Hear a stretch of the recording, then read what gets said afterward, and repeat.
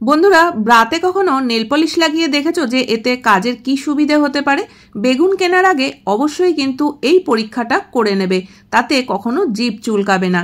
এছাড়াও আজকের ভিডিওতে রয়েছে গৃহস্থালির নানা ধরনের টুকিটাকি টিপস, যেগুলো তোমাদের প্রত্যেক দিনের কাজকে অনেকটাই সহজ করে দেবে। তো নমস্কার বন্ধুরা, মৌস প্যাশনে তোমাদের সকলকে স্বাগত জানাই। আশা করি তোমরা সকলেই ভালো আছো। তো চলো আজকের প্রথম টিপস দেখে নেওয়া যাক। বন্ধুরা, আমরা অনেক সবজি কিন্তু রান্না করার সময় তার মধ্যে একটু বেগুন দিয়ে থাকি, আর এই বেগুন খেলে অনেকেরই কিন্তু দেখবে একটা অ্যালার্জির সমস্যা হয়, বা অনেকের দেখবে বেগুন খেলে কিন্তু ঠোঁট জিভ চুলকে ফুলে ওঠে, লাল হয়ে যায়। যাদের অ্যালার্জির সমস্যা রয়েছে তারা তো বেগুন খেতে পারবেই না, কিন্তু যাদের দেখবে যে ঠোঁট জিভ ফুলে ওঠে, লাল হয়ে যায়, চুলকাতে থাকে ঠোঁট বা জিভ, তারা কিন্তু একটা পরীক্ষা করে নেবে কেনার আগে, তাহলে কিন্তু আর এই সমস্যা হবে না। অনেক বেগুনের মধ্যে দেখবে যে প্রচণ্ড দানা থাকে, আর এই দানাযুক্ত বেগুন খেলেই কিন্তু এই ঠোঁট বা জিভ চুলকে ফুলে ওঠার একটা সম্ভাবনা থাকে। তো যখনই কিনবে তার আগে কিন্তু এইভাবে হাতের উপরে নিয়ে একটু ওজন করার মতো করে নেবে। যদি দেখা যায় যে বেগুনটা খুব বেশি ভারী মনে হচ্ছে, তাহলে বুঝবে এর মধ্যে অনেক বেশি দানা রয়েছে, তাহলে কিন্তু সেই বেগুনটা না নেওয়াই ভালো। যদি বেগুন একটু হালকা হয় তাহলে কিন্তু বুঝবে এর মধ্যে দানা একদম নেই, বা হয়তো থাকলেও অল্প রয়েছে, সেই বেগুনটা খেয়ে দেখবে, এতে করে কিন্তু আর এই সমস্যা হবে না। আশা করি টিপসটা কাজে লাগবে। পরবর্তী টিপসে চলে যাচ্ছি।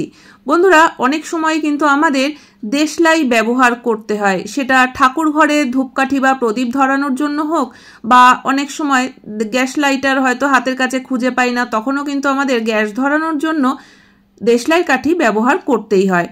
আর আমরা কি করি, সরাসরি হয়তো বারুদের দিকটাই খুলে ফেলি, আর হাত ভেজা থাকলে সেই ভেজা হাতেই বারুদের দিকটাকে ধরে ফেলি। তো এতে করে কি হয়, কাঠিগুলো কিন্তু নষ্ট হয়ে যায়, জ্বলতে চায় না।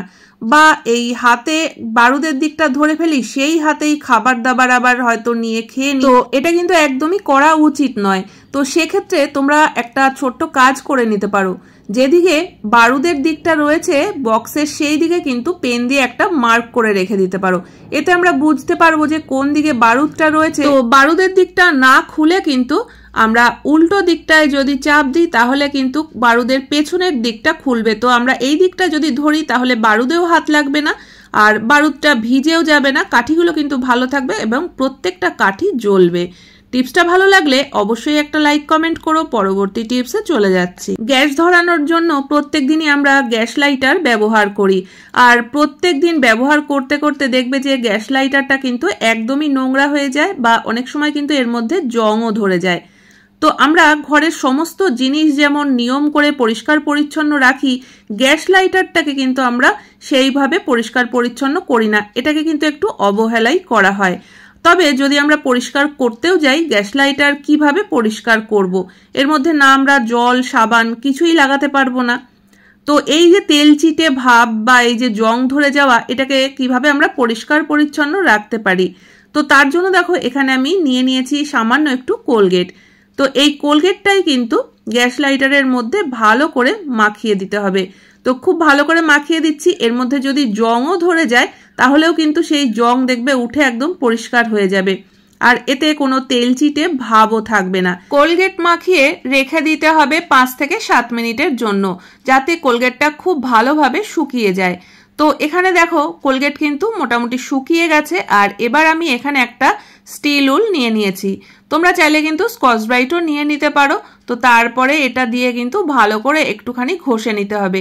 এর মধ্যে কিন্তু আমরা কোনোভাবেও জল ব্যবহার করব না। স্টিল উলটা দিয়ে একটু ঘষাতেই কিন্তু দেখবে যে এর মধ্যে যে তেল চিটে ভাব বা জং ধরে গেছিল সম্পূর্ণ উঠে পরিষ্কার হয়ে যাবে। তো তারপরে একটা শুকনো কাপড় দিয়ে যদি আমরা মুছে নিই, তাহলেই কিন্তু গ্যাস লাইটার একদম পরিষ্কার হয়ে যাবে। তো এটা কিন্তু অন্তত সপ্তাহে একদিন বা 15 দিনে একদিনও যদি আমরা পরিষ্কার করি, তাহলেও কিন্তু লাইটারটা একদম পরিষ্কার পরিচ্ছন্ন থাকবে। এখানে তোমরা দেখতেই পাচ্ছ লাইটারটা কত সুন্দরভাবে পরিষ্কার হয়ে গেছে। তো আশা করি টিপসটা কাজে লাগবে। পরবর্তী টিপস দেখে নেওয়া যাক। বন্ধুরা, বর্ষার সময় কিন্তু কেঁচো, কেন্ন বা সাপ এই জাতীয় জিনিসের উপদ্রব অনেক বেশি বেড়ে যায়। যাদের বাড়ি গ্রাম সাইডে তাদের কিন্তু এই সমস্যায় বেশি পড়তে হয়, কারণ বর্ষার সময় চারিদিকে জলে ভর্তি হয়ে যায়, আর দেখবে এই সাপ বা কেন্ন, কেঁচো এরা কিন্তু দেখবে যে ঘরের মধ্যে ঢোকার একটা চেষ্টা করে। তো মেন দরজার দিক থেকেই কিন্তু দেখবে এইসব জিনিসগুলো ঘরে ঢুকে পড়ে, সব থেকে বেশি সমস্যায় কিন্তু তখন পড়ে যেতে হয়। তো এই সমস্যার সমাধানের জন্য একটা ছোট্ট টিপস কিন্তু যদি আমাদের জানা থাকে, কখনোই আর এই বিপদে পড়তে হবে না। তো দেখো এখানে আমি নিয়ে নিয়েছি 1 চামচ নুন। যদিও আমার এরকম কোনো সমস্যা নেই, কিন্তু আমি তোমাদের দেখানোর জন্য কাজটা করছি। তো এখানে আমি 1 চামচ নুন নিয়েছি, তোমাদের কিন্তু নুনের পরিমাণ একটু বেশি নিতে হবে। মেইন দরজার সামনেটায় পুরোটাই কিন্তু একটা নুনের মোটা করে লেয়ার দিয়ে দিতে হবে। এখানে তোমরা মোটা দানার নুনও কিন্তু ব্যবহার করতে পারো। নুন যদি মোটা করে দেওয়া থাকে মেইন দরজার সামনে, তাহলে কিন্তু কেঁচো হোক বা কেন্ন বা সাপ কোনো কিছুই কিন্তু ঘরের মধ্যে ঢুকতে পারবে না, কারণ নুনকে কিন্তু এরা ভয় পায়, কারণ গায়ে নুন লাগলেই কিন্তু জ্বালা করতে থাকে। তো সেই কারণে কিন্তু নুনটাকে পার করে কখনোই আর ঘরে ঢুকতে পারবে না। তো বর্ষার টাইমে কিন্তু তোমরা এই কাজটা করে নিতে পারো। তো চলে যাচ্ছি বন্ধুরা এর পরবর্তী টিপসে, আর এই টিপসটা ব্রা সংক্রান্ত। বর্ষার সময় জামা কাপড় ঠিক মতো শুকায় না, বা শুকাতেও দেখবে 2 দিন 3 দিন সময় লেগে যায়। তো ব্রাটা দেখবে এরকম 2 দিন 3 দিন ধরে ভিজে থাকার কারণে কিন্তু এর যে হুকগুলো রয়েছে, এই হুকেও কিন্তু জং ধরে যায়।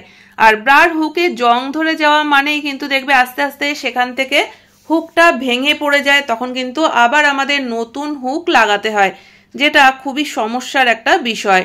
আর না হলে কিন্তু ব্রাটাকে আর আমরা ইউজ করতে পারবো না, আবার নতুন ব্রা কিনতে হবে। শুধুমাত্র হুক নষ্ট হয়ে যাওয়ার জন্য এত দামি ব্রা তো আমরা ফেলে দিতে পারি না, তাই না?